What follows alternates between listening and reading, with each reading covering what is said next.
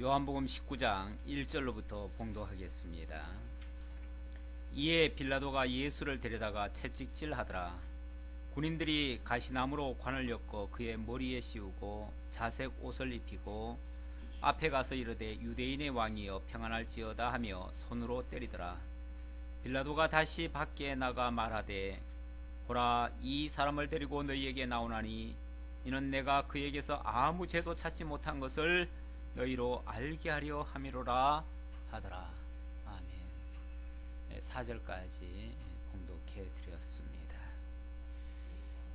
요한복음 12장부터 신성을 가지신 예수를 증거하고 있는데요, 16장까지는 신성의 영광을 증거했습니다. 그리고 17장부터는 그 영광이 확실함을 이제 확증해주는 그러한 내용이 되겠는데요, 단순히 이론만이 아니라 실제로 그 영광에 참여하는 모습이죠.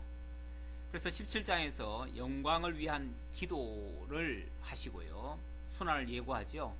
그리고 18장에 가서 예고대로 순환을 당하십니다. 그리고 19장에 와서는 영광스러운 죽음을 죽으시는 장면, 이러한 내용이 소개되고 있습니다.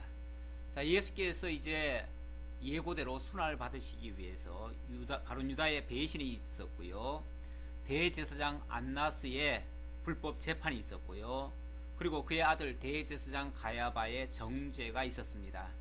그리고 백성들이 십자가형을 요구했고요, 빌라도가 이제 오늘 사형 판결을 내리심으로써 그리스도의 영광스러운 죽음은 실제로 이루어지게 되어집니다. 자, 그런데 이 마지막 단계, 바로 빌라도의 재판 과정에서 빌라도는 아무리 예수를 조사해봐도 그에게 죄가 없음을 알게 됩니다. 그래서 모든 백성들 앞에 나와서 예수의 무죄함을 선언합니다. 하지만 이미 거짓 정보, 잘못된 그러한 유혹에 넘어간 백성들이 그 예수를 용서할 리가 없습니다. 그래서 어리석은 백성들이 대제사장의 말에 속아서 예수 대신 바라바를 살려달라고 요구를 했고요, 이에 최종 판결권을 가진 빌라도가 어찌할 수 없다면서 결국 사형 판결을 내리고 맙니다. 결국 가장 공의로워야 할, 이 세상적으로 말하면 그렇죠, 세상적으로는 참 억울한 일이 많잖아요. 많은데 그래도 한 가닥 희망을 어디다 거냐 하면 마지막 최종 재판정에서는 내 무죄함이 드러나고 내 억울함이 좀 풀어질 것이다 라고 기대를 하는데, 그게 이제 보통 사람들의 마지막 희망 아니겠어요? 그런데 이 불의한 세상은 그 마지막 재판까지도 결국 불의함으로 끝나는 예가 얼마나 많은지 모릅니다. 그래서 결국은 세상은 참 정의를 찾기가 힘들고 공의를 바라보기가 너무나 힘들어요. 그래서 결국은 세상은 불의하다라는 그런 말을 할 수밖에 없는 그런 모습, 오늘 예수님의 마지막 재판에서도 그 장면이 여과 없이 드러나고 있습니다. 자, 19장 1절로부터 4절, 군병들이 채찍질하고 조롱을 하는 가운데서 빌라도는 무죄를 선언하는 장면이 소개되고 있습니다. 19장 1절입니다.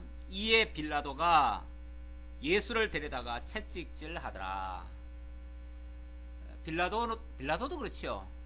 자기 입으로 예수가 무죄하다라고 선언을 했으면서도 사람들의 비위 맞추려고, 그렇죠, 사람들의 비위 맞추려고 계속 무죄만 주장하다가는 사람들이 자기를 향해서 막 욕설을 퍼붓고 반대 의견을 할 것이고 이제 데모를 할 것이죠. 그 당시로 봐서는 이제 민중들의 반란이 일어날 것을 두려워하는 거죠. 그래서 백성들의 마음을 조금 안돈시키려고 너희들의 요구대로 내가 이렇게 하겠노라 하고서 너희들이 이렇게 미워하니 너희 미움을 가지고 내가 대신 좀 때려주겠노라. 물론 빌라도는 아직까지도 예수의 무죄함을 확신하고 있었습니다. 그래서 백성들의 비유도 좀 맞춰주고, 그런 다음에 노여움이 좀 풀리면은 그때는 이제 풀어주려고 그렇게 생각했던 것 같아요. 처음 생각은 그랬던 것 같아요. 그래서 빌라도가 예수를 데려다가 채찍질했대요. 자, 빌라도가 채찍질을 하니 그 아랫사람들인 군인들은 어떠하겠어요? 아, 저 예수는 마음껏 조롱해도 괜찮겠구나.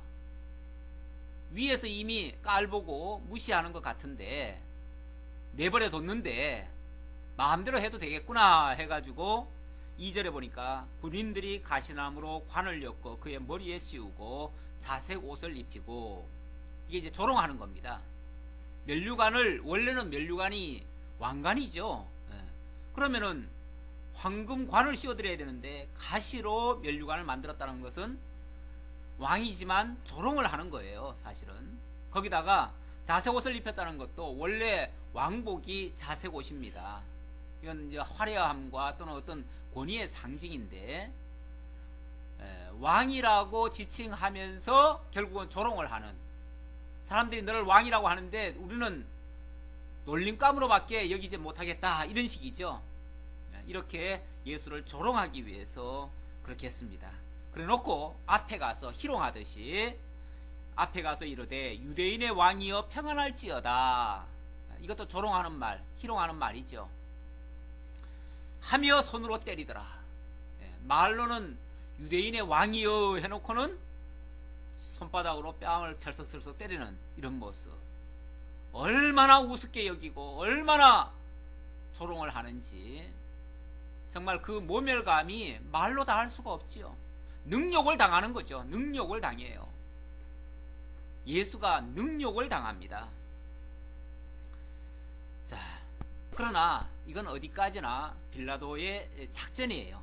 무슨 작전이냐면 빌라도가 예수를 백성들의 요구대로 좀 희롱도 하고, 그리고는 뒤에서는 무죄함, 이 정도면 되지 않았느냐, 이제 너희들의 노여움도 이제 풀어라, 내가 너희들 노여워하는 대로 내가 다 해줬으니 이제 그만 풀어라, 그리고 이제 무죄하니까 놓아주겠노라, 이 정도 하면 됐지 하고서 이제 하려고 빌라도가 그런 이제 작전을 쓴 것 같아요. 그래서 4절에 보면 빌라도가 다시 밖에 나가 말하되 보라, 이 사람을 데리고 너희에게 나오나니 이는 내가 그에게서 아무 죄도 찾지 못한 것을 너희로 알게 하려 함이로라 하더라. 다시 두 번째 나와가지고 내가 다시 이 사람을 데리고 나온 것은 너희들 봤지, 너희들 소원대로 이 사람 능욕하고 몸에감 주고 다 했으니 이제 노여움 풀어라, 내가 아무리 조사해봐도 더 이상의 죄는 없다, 그러니 이 정도 하면 되지 않았느냐, 이제 풀어주자 라고 얘기하려고 그렇게 해서 두 번째 예수의 무죄함을 선언을 했습니다. 자, 어찌 보면 백성들의 요구를, 비위를 맞춰주기 위한 그러한 핍박이었는데, 이 핍박이 결국은 이사야 53장의 예언의 말씀을 이루었습니다. 이사야 53장에 어떻게 되어 있습니까? 53장 4절부터 보면 그는 실로 우리의 질고를 지고 우리의 슬픔을 당하였거늘 우리는 생각하기를 그는 징벌을 받아 하나님께 맞으며 고난을 당한다 하였노라. 그의 찔림은 우리의 허물 때문이요 그가 상함은 우리의 죄악 때문이라. 그가 징계를 받음으로 우리가 평화를 누리고 그가 채찍에 맞음으로 우리가 나음을 받았도다. 우리는 다 양 같아서 그릇 행하여 각기 제 길로 갔거늘 여호와께서는 우리 모두의 죄악을 그에게 담당시키셨도다.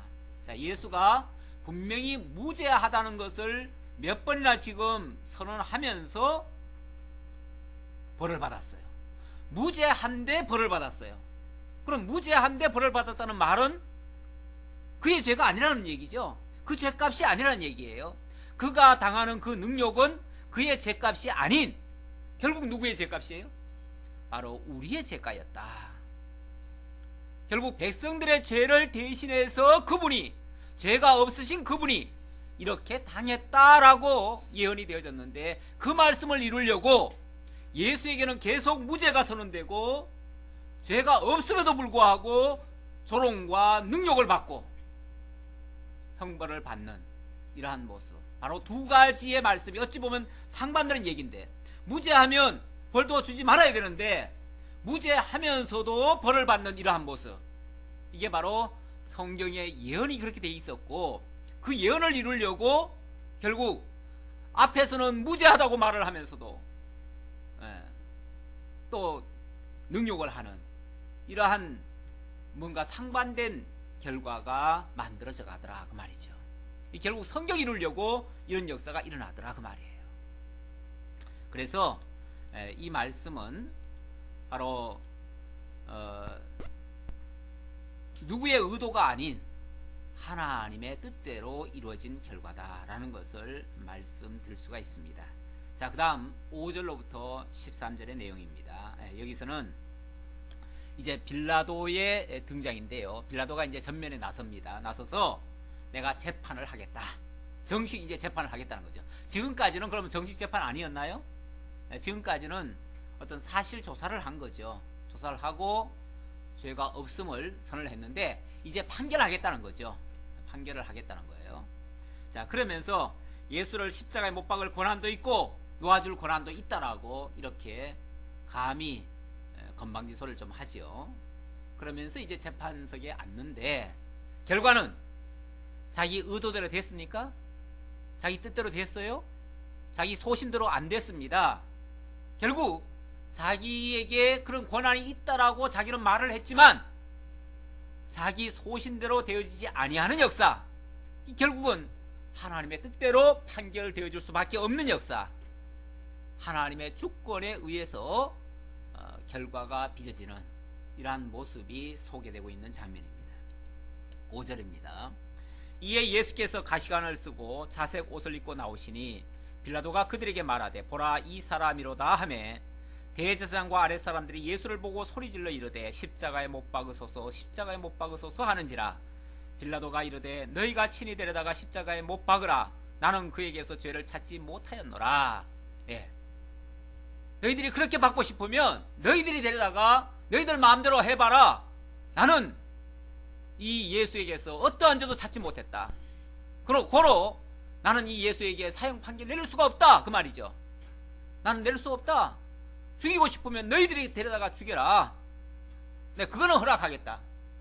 원래는 그런 권도 없지요. 왜냐하면 모든 그 치안의 그 책임은 로마 정부가 지고 있습니다. 그래서 로마에게 이제 그렇게 판결을 내달려고 한 건데 빌라도 입장에서는 나는 아무리 찾아봐도 난 죄를 찾지 못하겠다. 그러니 너희들이 꼭 죽이고 싶으면 내가 허락할 테니까 데려다가 죽여라. 이 정도까지 이야기를 했습니다. 자, 이것도 틀림없이 예수에게는 죄가 없다는 것을 입증한 겁니다. 자, 그랬더니 유대인들이 대답하되 우리에게 법이 있으니 그 법대로 하면 그가 당연히 죽을 것은 그가 자기를 하나님의 아들이라 함이니이다. 예, 우리에게도 법이 있습니다. 법이 있는데 우리 법대로 하면 이 사람은 틀림없이 죽을 죄입니다. 왜냐하면 빌라도는 자기들의 법에 의해서, 로마 법에 의해서 예수는 죽일 죄가 아니라고 얘기를 하니까 아닙니다. 우리도 법이 있는데 우리 법에는 이 사람은 자칭 하나님의 아들이라고 얘기를 하고 이렇게 말을 했기 때문에 이건 신성모독죄입니다. 그래서 이거는 마땅히 죽을 죄입니다 라고 다시 이제 반박을 하는 말이죠. 근데 내가 하나님의 아들이다 라고 하면은 죽을 죄인가요? 성경에 하나님의 아들이라 하면 죽이라고 되어 있나요? 이것도 사실은 억지 해석입니다. 그런 적이 없어요. 물론 자기가 내가 하나님이다 라고 하면은 뭐 그거는 진짜 모독죄가 되겠지요. 그러나 우리가 하나님의 아들이다 라고 하는 말은 원래는 이스라엘 백성을 가리켜서 하나님의 아들이라고 하지 않나요? 그렇죠? 또 하나님께서 구약 선지자들을 통해서 당신이 비유를 하실 때에 이스라엘 백성들은 내 아내다, 내 아들이다, 이건 이제 비유적으로 얘기한 거예요. 그런 식으로 표현을 많이 했습니다. 그렇기 때문에 그 말 자체가 사실은 문제가 될 게 없어요. 근데 그 사람들이 너무 하나님에 대한 너무 어떻게 보면은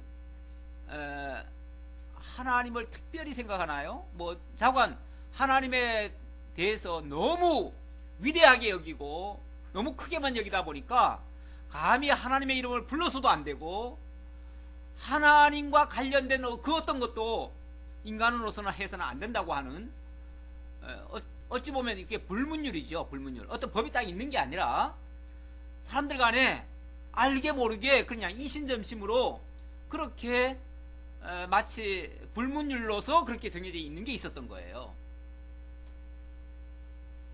우리도 보면은 말을 하다 보면은 우리들 가운데도 어떤 불문율이 있어요. 사실은 불문율이 있는데 그게 법이 아니에요. 법에 걸릴 거 하나도 없어요. 가끔씩 우리도 이제 그런 것들을 깨는 말을 하지요. 우리가 깨는 말을 하면 이상하게 들리죠. 저 사람 이상한 소리 한다 이럴 수가 있어요.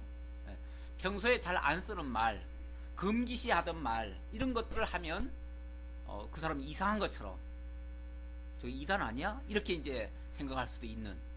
그래서 조금만 보통 사람들이 안 쓰는 말을 좀 하면은 이상하게 보는 그런 눈초리가 있어요. 그런데 예수님도 물론 그 당시 사람들이 보편적으로 안 쓰는 말을 예수님이 썼지요. 당신이 하나님의 아들이라고 얘기를 했고 하나님과 동등됨을 얘기를 했고 뭐 이런 걸 얘기를 하니까 그런 것들이 일반인들로서는 상상도 못할 일이죠. 그런 측면에서 우리 법대로 하면 당연히 죽을 것이라고 이렇게 얘기를 했다는 거예요. 자, 그랬더니 자, 하나님의 아들 하나님과 동등됨을 얘기를 하니까 이 빌라도가 사실은 더 겁이 났어요. 이거 잘못하다가는 자기가 하나님의 아들이라 일컫는 그런 사람을 지금 어떻게 지금 할 수가 있잖아요. 무서운 일이죠. 자, 그래서 8절에 보니까 빌라도가 이 말을 듣고 더욱 두려워하여 다시 관정에 들어가서 예수께 말하되 너는 어디로부터냐 하되 예수께서 대답하여 주지 아니하시는지라.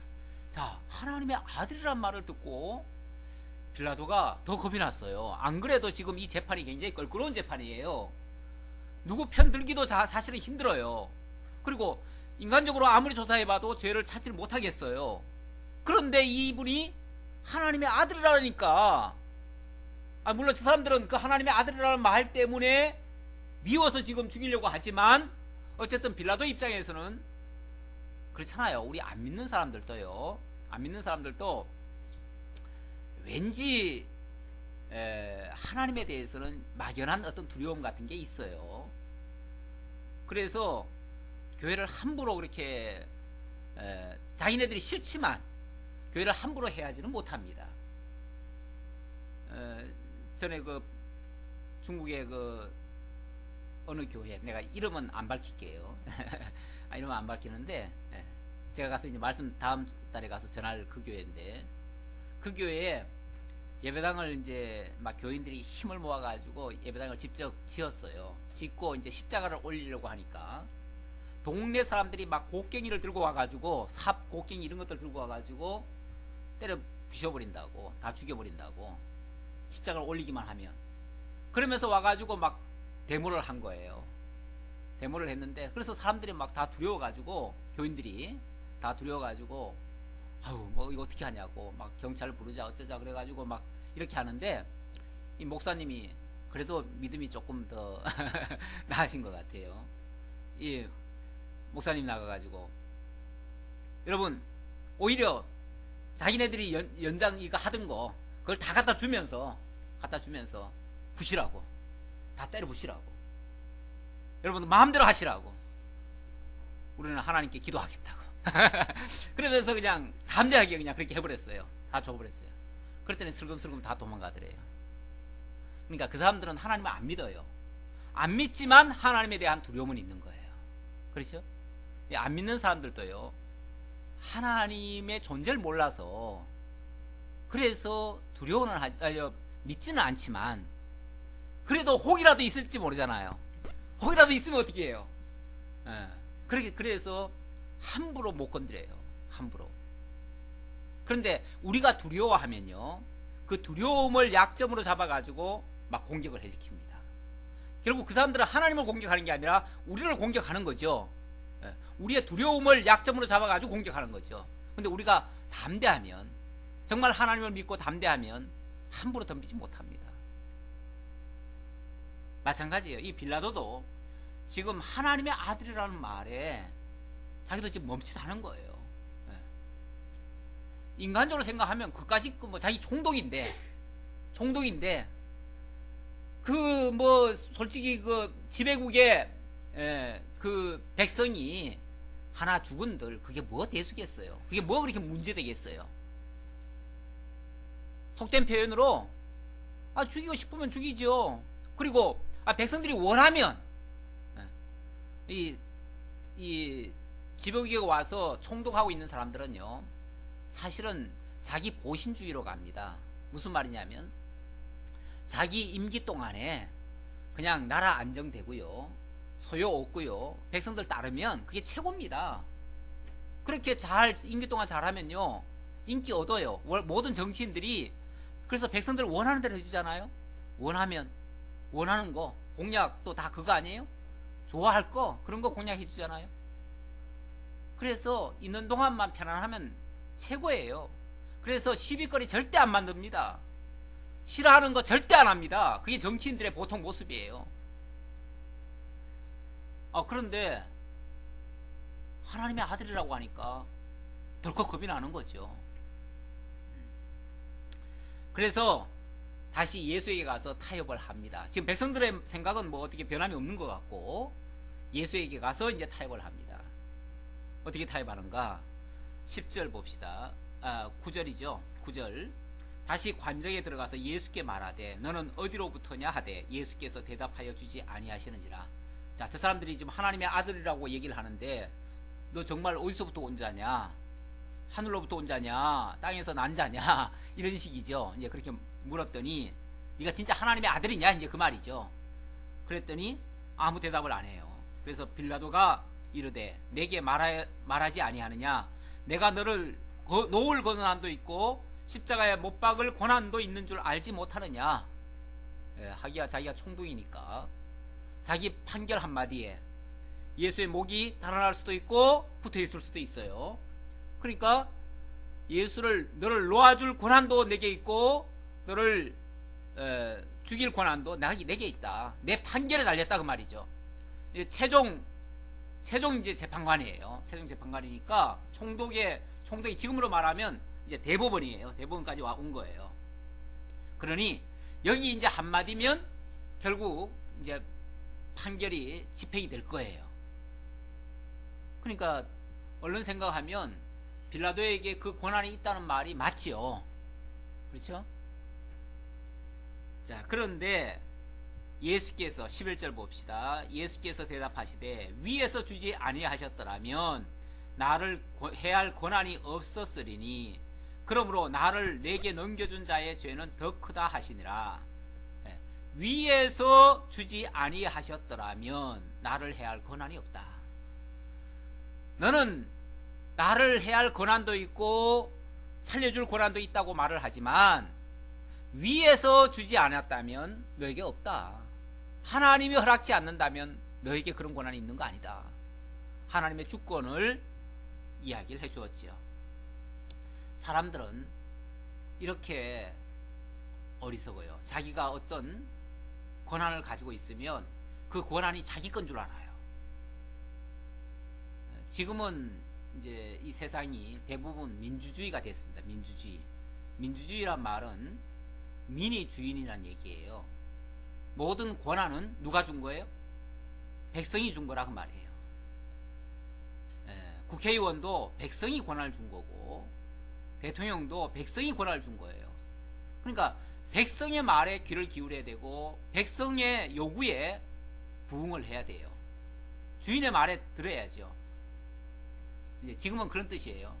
그런데 보통 권세 잡기 전까지는 백성들한테 어떻게 해서든지 그 권세를 달라고 아부하듯이 그렇게 말을 합니다. 내가 어떤 권한을 얻으면 전부 백성을 주인을 위해서 쓰겠노라고, 주인을 섬기는 데 사용하겠노라고 그렇게 공약들을 하지요. 그래 놓고 고난이 딱 주어지면 그때부터는 백성을 이제 저울로 보는 거죠. 이제는 내게 막강한 고난이 주어졌으니 내가 휘두르겠다, 이렇게 이제 되는 거죠. 그러다 보니까 결국은 이제 그게 자기 파멸의 길로 가게 됩니다. 지금 빌라도도 냉정하게 말하면, 근데 이제 지금은 민주주의니까 이제 내가 아까 그런 예를 든 것이고요. 사실은 더 거슬러 올라가 보면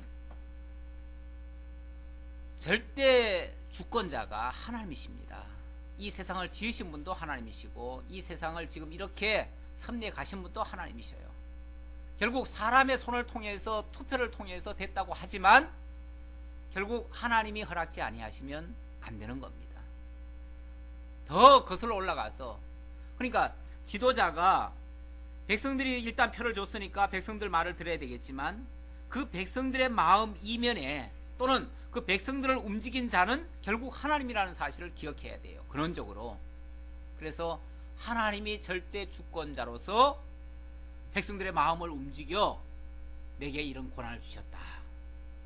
그래서 내가 백성들을 위해서 순종하는 일이, 이 봉사하는 일이 결국 하나님께 순복하는 일이다. 이렇게 이제 생각을 해야 맞지요. 지금으로서는 그게 맞습니다.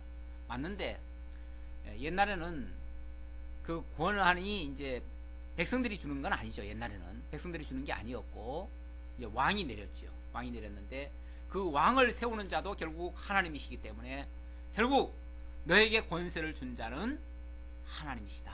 위에서 준 자. 뭐 직접적으로 말하면 왕의 권세일 수 있지만 더 거슬러 올라가면 결국 하나님이 준 권세다, 이렇게 말을 한 거죠. 하나님이 왜 그런 권세를 줬겠어요? 뭐 하라고 줬겠어요? 자기 마음대로 하라고 줬겠어요? 아니죠. 공의의 재판을 하라는 거죠.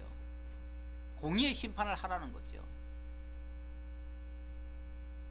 그런데 이 말 자체가 얼마나 사실은 교만한 말인지 몰라요. 자기가 마치 그 고난을 다 가지고 있는 양, 어디까지나 왕의 대리자로 거기 와 있고 더 거슬러 올라가서는 하나님이 주신 그 권세를 집행하기 위해서 공의의 재판자 입장에 서서 지금 와 있는데, 그럼에도 불구하고 자기에게 마치 모든 권한이 다 있는 것처럼 말하는 것이 얼마나 교만한 말인지 몰라요.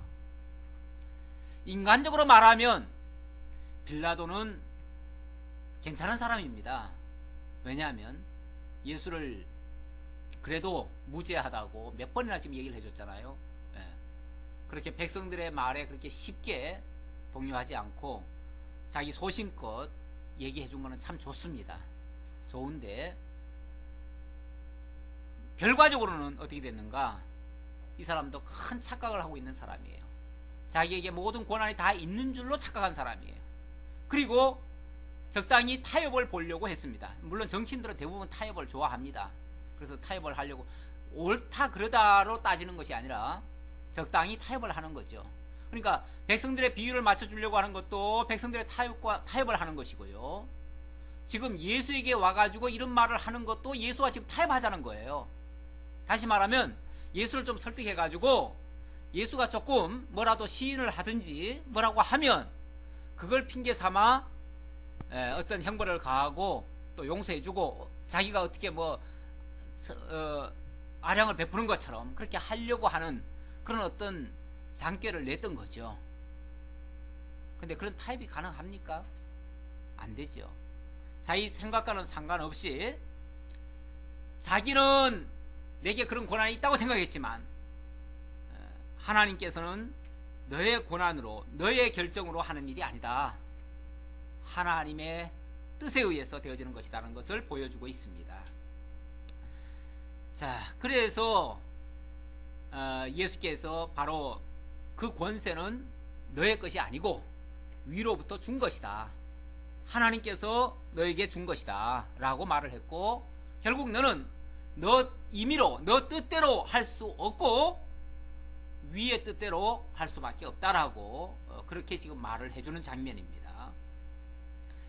자, 그러면은 거기에 사용된 자의 죄는 없는가? 여기 보니까 그러므로 나를 내게 넘겨준 자의 죄는 더 크다 하시니라. 거기에 사용된 자도 역시 뭐가 있다? 죄가 있다. 결국 죄의 경중으로 따지면은 우리가 이제 그 정황상으로 봤을 때는 누가 제일 큰 죄예요? 그 대제사장들이 제일 미워했고, 거기에 백성들이 또 속아가지고 같이 합세를 했고, 그러니까 대제사장은 미워했으니까 제일 어떻게 보면 원흉 같고요. 그 다음에 백성들은 거기 속아가지고 같이 합세를 했으니 이제 동참죄가 있을 것이고요. 이 빌라도는 사실은 엄청나게 도와주려고 애를 썼어요. 그렇죠? 끝까지 사실은 예수를 풀어주려고 애를 썼어요. 그럼에도 불구하고 빌라도에게는 죄가 없는가 그러면은 빌라도에게도 죄가 있습니다. 첫째는 자기가 마치 그런 놓아줄 권세도 있는 것처럼 착각을 했어요. 위로부터 권세 준 것을 몰랐어요. 몰라가지고 자기가 마치 다 할 수 있는 것처럼 생각을 했고요. 또 주권을 몰랐으니까 그 사실은 무식함이죠.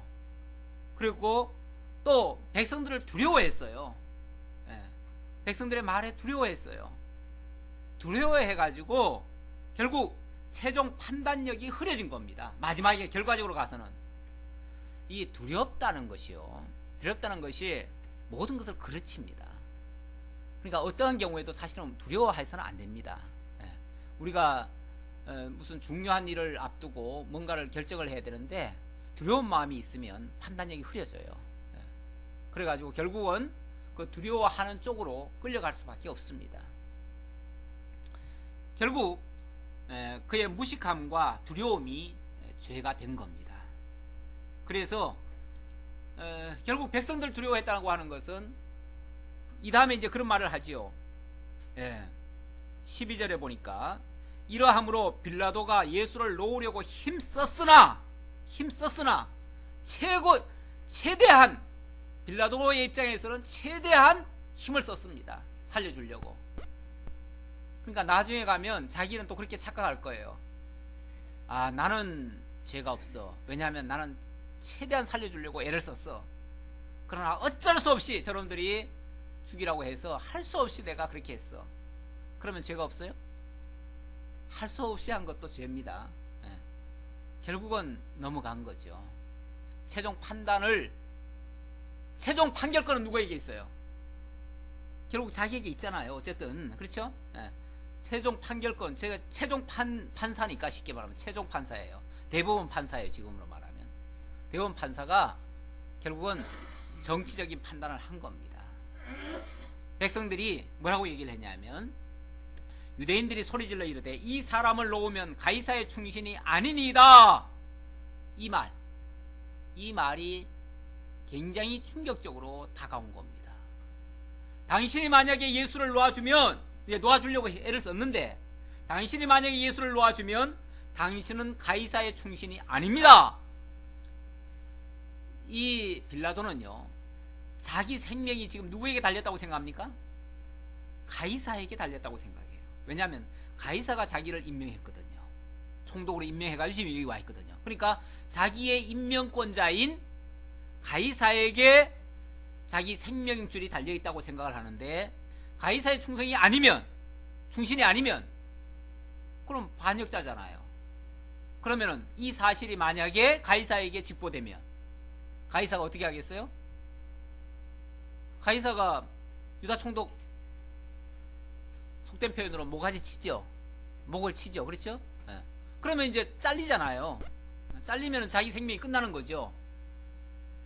이럴까봐 또 두려웠던 거죠. 사람을 두려워하면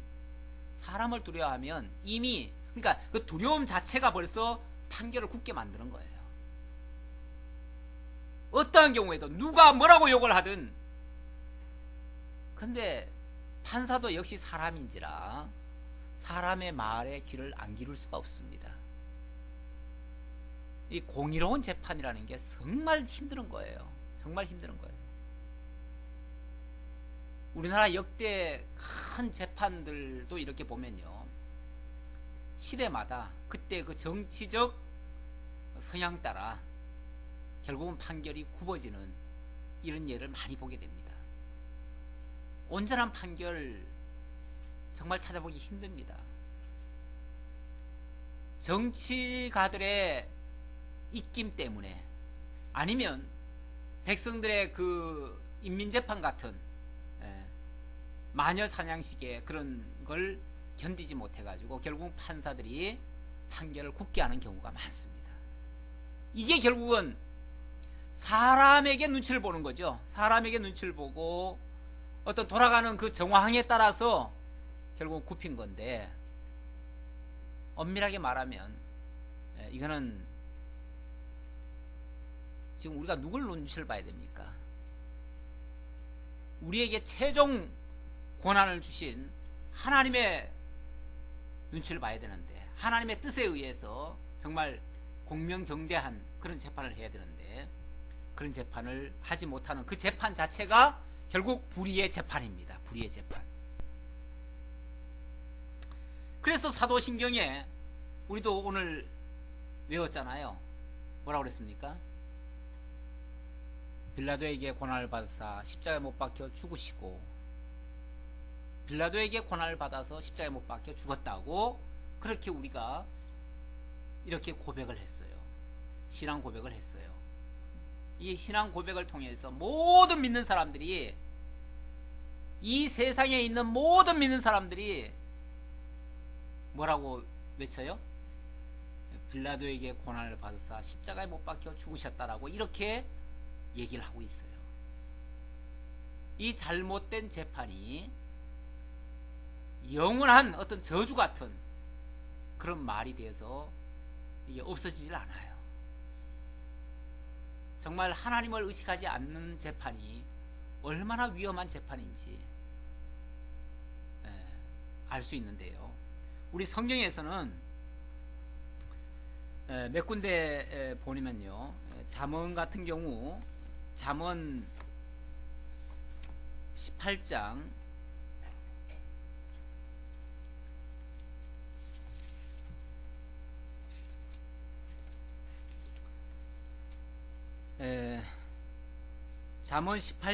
5절에 보면요, 악인을 두둔하는 것과 재판할 때 의인을 억울하게 하는 것이 선하지 아니하니라 라고 했고요.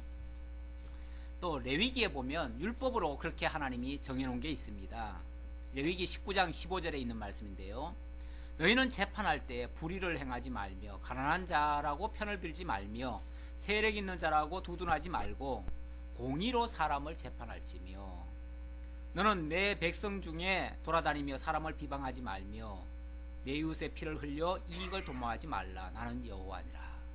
이 재판할 때에 관한 규례인데요, 하나님께서 절대 불의를 행하지 말아라. 재판할 때 가난한 자라고 해가지고 무조건 편드는 것도 안 되고, 그러니까 쉽게 말하면 약자라고 무조건 편드는 것도 안 되고, 또 부자라고 세력 있는 자라고 강한 자라고 무조건 두둔해도 안 된다. 사람 눈치 보지 말라는 거죠. 일체 그 사람의 지위나 신분이나 어떤 선입견 가지고 그 사람을 대하지 말고 정말 하나님의 기준에 의해서 옳고 그름을 분별해줘라. 그것이 바로 공의로 사람을 재판하라는 겁니다. 공의로. 근데 이런 공의가 정말 세상에서는 찾아보기가 너무 힘들어요. 그러니 세상에서는 우리가 희망을 가지기가 곤란하지요. 희망 가졌다가는 희망이 절망으로 바뀌죠. 그 희망이 되지 않으니까, 희망대로 되지 않으니까. 바랄 희자, 세상의 것을 희망이라고 그러는데 세상에서 바라는 대로 안 된다 그 말이죠. 자, 이렇게 세상은 불의한 모습이 많이 등장하고 있습니다. 근데 나는 이 사도신경 할 때에 빌라도에게 고난을 받았다는 이 말을, 사실은 이거는 유대인들이, 엄밀하게 말하면 유대인들의 죄가 더 크지 않나요? 유대인들의 죄가 더 크죠. 더 큰데 유대인들의 죄값은 1절 얘기 안 하죠. 그리고 그것이 결국 백성들의 죄값인데 백성들의 죄값으로 예수가 십자가에 못 박혀 죽으시고 이렇게 얘기를 하면 딱 좋을 것 같은데 그걸 이제 우리식으로 말하면 우리의 죄를 대신하여 십자가에 못 박혀 죽으시고 이렇게 하면 딱 좋겠는데 우리도 빠지고 대제사장도 빠지고 이상하게 빌라도의 그것만 이렇게 더 강조가 됐어요. 그러니까 모든 죄책을 누구한테 미룬 거예요? 이방인 빌라도에게 밀어버렸어요. 그거는 별로 그렇게 바람직한 말이 아닌 것도 같아요. 물론 그렇다고 빌라도가 죄가 없다는 얘기는 아니에요. 당연히 빌라도가 어쨌든 최종 판결을 했으니까 그 죄값은 엄청납니다. 엄청나지만 그러기 전에 이미 대제사장이 정죄를 했고 백성들이 거기에 합세를 했고 오히려 빌라도는 무죄를 선언했으나 어리석은 백성들의 요구에 의해서 이렇게 죽었다 이렇게 하는 것이 맞을 것 같은데 결국 예수의 의로우심과 우리의 불의함이 드러나야 될 텐데 그렇죠? 백성들의 불의함, 예수의 의로움 이것이 강조되는 것이 좋을 텐데 빌라도에게만 모든 책임을 다 미루는 것은 썩 바람직해 보이지 않는다. 그렇다고 빌라도를 지금 두둔하는 얘기는 아니에요. 그러나 이처럼 말들을 하고 있다. 그런데 가만히 내용을 보면 성경의 내용을 보면 분명히 빌라도의 죄보다 어떤 면에서 다른 사람들의 죄가 더 많다. 그렇게 볼 수 있습니다. 자, 어쨌든 이 빌라도의 죄라고 한다면 빌라도는 이렇게 두려움 이것이 가장 큰 죄 같아요. 무식함 이런 것들이 큰 죄 같아요. 자, 가이사의 충신이 아니니이다. 이 사람을 놓으면 가이사의 충신이 아니다 라고 말을 하고 무릇 자기를 왕이라 하는 자는 가이사를 반역하는 것이니이다 라고 하니까 빌라도가 이 말을 듣고 예수를 끌고 나가서 돌을 깐 뜰 히브리 말로 가바다에 있는 재판석에 앉아 있더라.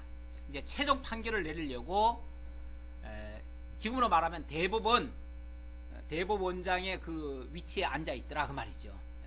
그래서 이제부터 내리는 판결이 최종 판결이다 그 말이에요. 그리고 아까 예수가 하나님의 아들이라고 한 것 때문에 그거 이미 얘기했죠. 제가 얘기했으니까 그냥 넘어갑시다. 자, 그 다음 14절로부터 22절까지 빌라도가 예수를 십자가에 결국은 내어줍니다.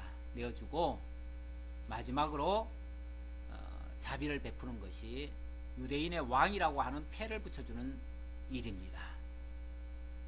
그나마 자기가 판결을 내리지만은 굉장히 미안했던가 봐요. 그래가지고 유대인의 왕이었다라고 그거는 자기가 인정을 해줍니다. 이날은 6월절의 준비일이요 때는 제6시라. 제6시란 말, 6월절의 준비일이란 말은 이제 제6시에다 플러스 6시간을 더 해야 됩니다. 우리 시간으로 하면. 그러면 낮 12시라 그 말이에요. 낮 12시고 이제 이제 6시간 후 밤 6시가 되면 저녁 6시가 되면 뭐가 되냐면 안식일로 들어가요. 그게 6월절입니다. 그러니까 지금은 6월절의 준비일이에요. 다시 말하면 6월절 예비일, 6월절이 되기 직전 날이에요. 그리고 이날은 안식일 중에서도 가장 큰 안식일. 안식일이야 원래 일주일마다 한 번씩 돌아오잖아요. 한 번씩 돌아오는데 여기서는 큰 안식일이라고 얘기를 합니다. 큰 안식일은 일주일에 한 번씩 돌아오는 안식일이 아니라 모든 안식일을 다 포함하고 있는, 그리고 사실은 다른 안식일들은 이 안식일을 가리키기 위한 작은 모형적인 안식일과 같은 것들이에요. 그러니까 이게 진짜 안식일이에요. 진짜 안식일. 그리고 진짜 안식일에 들어가려면 이제 바로 예수가 십자가에 못 박혀 죽어서 무덤 속에 들어가야 돼요. 예수가 무덤 속에 들어가야 진짜 안식일. 그날이 바로 무교절이 되는 겁니다. 지금은 6월절 준비일이고 6시간 앞두고 있고 시간은 지금 제6시 바로 우리 시간으로 낮 12시가 됐다. 빌라도가 유대인들에게 이르되 보라 너희 왕이로다. 자, 너희 왕이라고 빌라도도 소신껏 그 얘기는 해줍니다. 그들이 소리 지르되 없이 하소서 없이 하소서, 그를 죽이소서 죽이소서, 그 말이죠. 그를 십자가에 못 박게 하소서. 빌라도가 이르되 내가 너희 왕을 십자가에 못 박으랴? 대제사장이 대답하되 가이사 외에는 우리에게 왕이 없나이다 하니. 참 벨도 없죠. 아니, 지금 로마를 점령을 해가지고 지배하고 있는 그 가이사가 뭐가 좋다고? 우리에게는 가이사 외에는 왕이 없나이다. 이게 지금 대제사장의 입으로 나올 말입니까? 매국노죠, 매국노.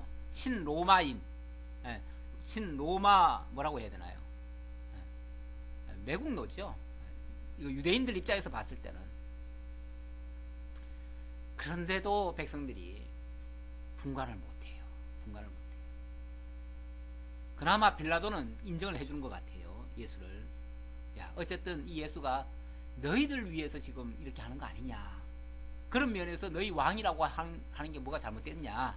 앞에서 진리의 왕이라는 얘기를 했죠. 그래서 정치적인 왕은 아니니까 그렇게는 인정을 안 하고, 진리의 왕이라고 하니까 너희들을 올바른 진리로 인도한다는데 그게 뭐가 잘못됐느냐. 너희를 위해서 다 지금 이렇게 한다는데 그거는 빌라도도 인정을 해주는 겁니다. 그러면서 너희 왕이라고, 빌라도는 자기가 지금 예수를 인정했다는 것을 지금 표시를 하고 싶어가지고, 그리고 자기는 어떻게 해서든지 예수를 내가 죽이는 거 아니다 라고 하려고 이게 뭐라고 해야 되나요? 무슨 눈물인가요?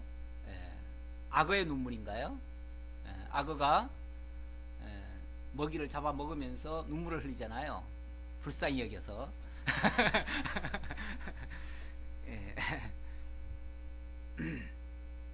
자, 그랬더니 16절 이에 예수를 십자가에 못 박도록 그들에게 넘겨주니라. 결국은 넘겨줬어요.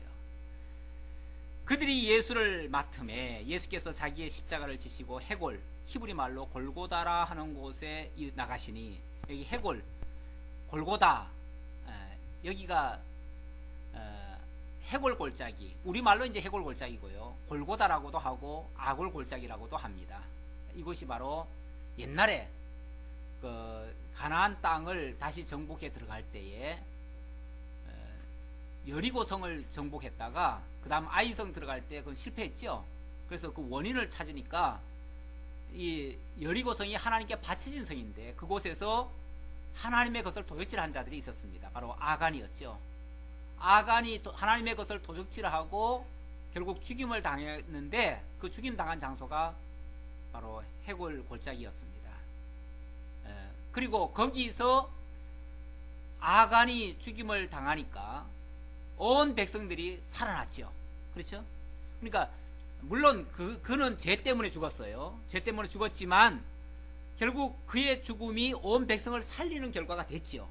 이게 이제 뭘 가리키는 것이었냐면, 예표적으로 장차 그리스도께서 백성들의 죄를 대신해서 죽어줌으로 자기 백성들을 살릴 것이라고 하는 그런 의미를 담고 있는 거예요.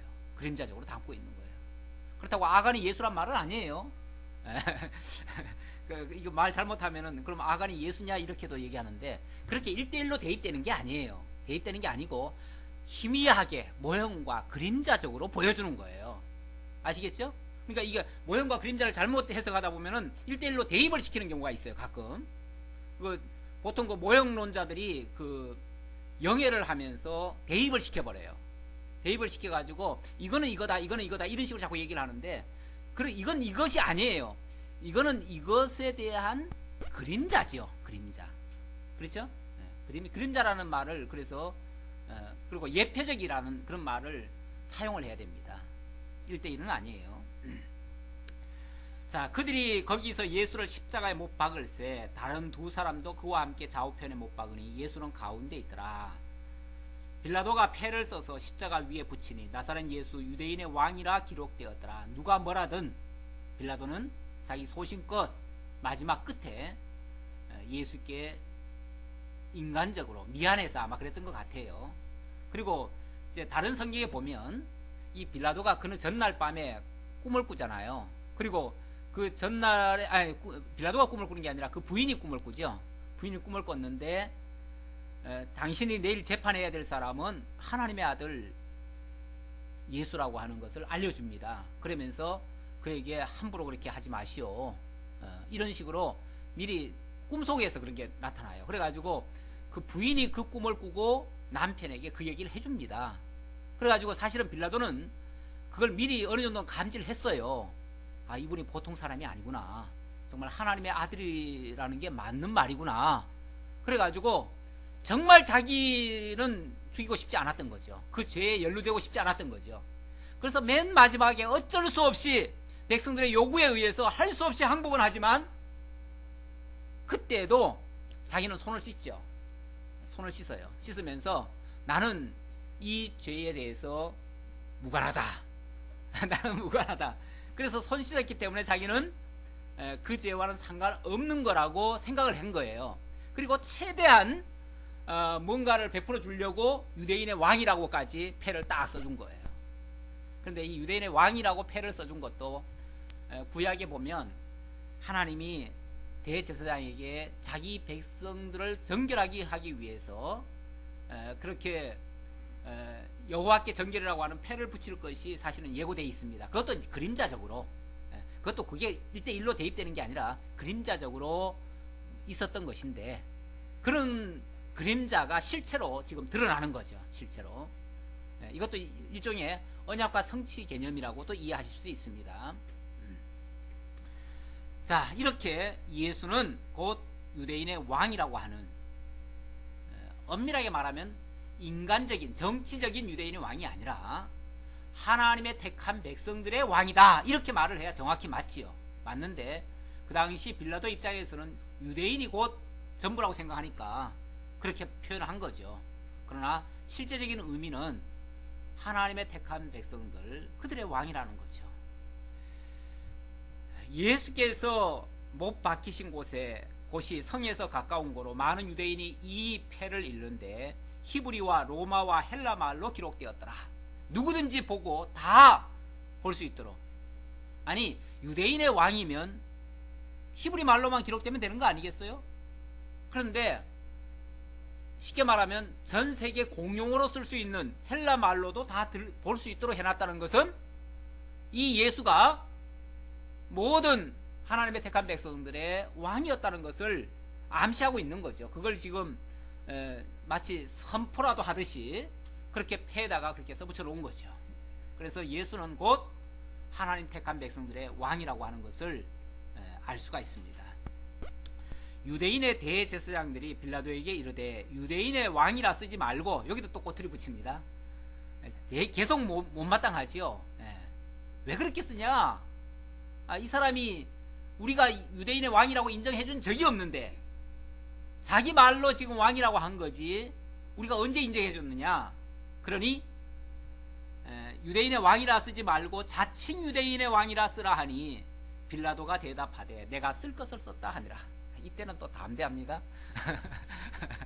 이미 다 내주고 모든 권한 다 내주고, 그리고 사실 별거 아닌 것에 목숨을 내걸듯이 또 큰 소리 치면서 마치 자기는 안 한 척, 자기가 판결 안 내린 척 이렇게 지금 하고 있는 모습입니다.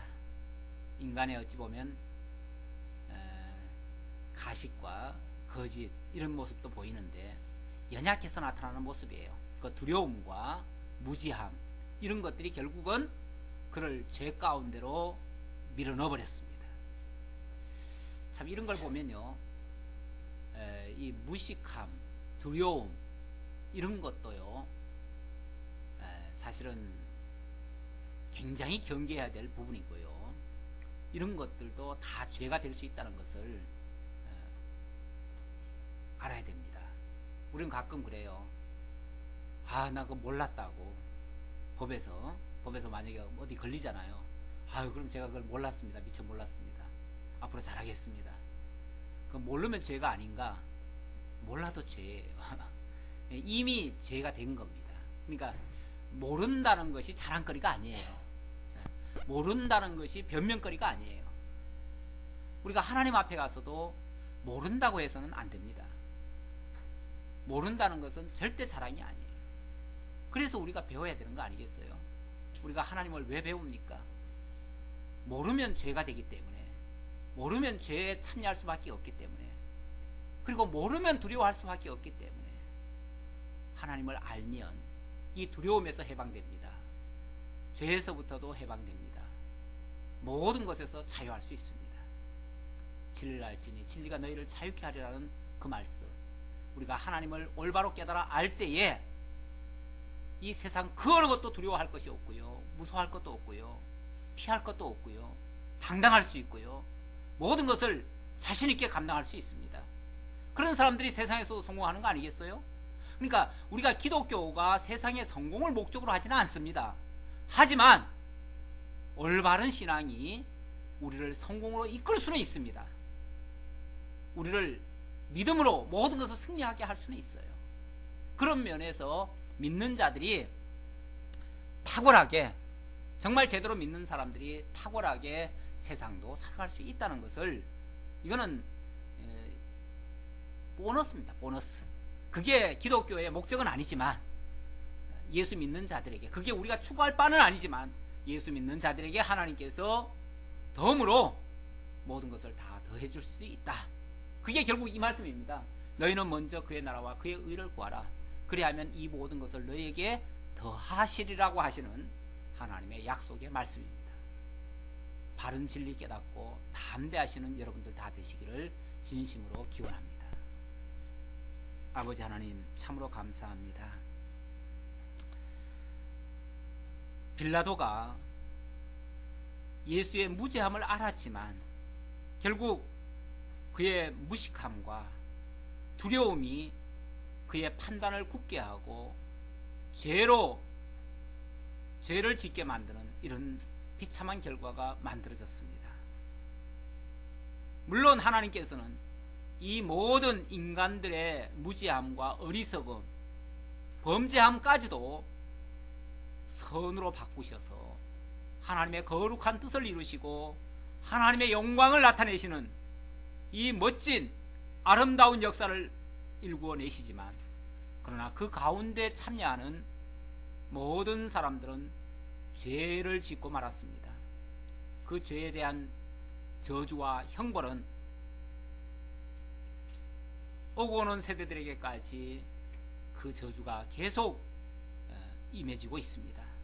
아버지 하나님, 이 무죄함과 어리석음이 얼마나 큰 죄악인지를 다시 한번 깨달았사오니, 정말 여호와를 알자, 힘써 여호와를 알자고 외쳤던 호세아 선자의 말씀처럼 우리가 하나님의 말씀을 바로 깨달아 알고 그 하나님의 기쁘신 뜻을 따라서 힘있게 살아가며 정말 하나님의 의에 도달할 수 있는 우리 모두가 되도록 함께해 주옵소서. 오늘도 베풀으신 은혜에 감사해서 연보에 동참한 손길드렸습니다. 거룩한 일에 저희들의 작은 정성들이 귀히 쓰여지고 그 연보로 말미암아 하나님의 나라가 더욱 성장하고 아름답게 발전해 갈 수 있도록 인도해 주옵소서. 모든 영광 주님께서 홀로 받으셨기를 원하오며 예수님의 이름으로 기도하옵나이다. 아멘.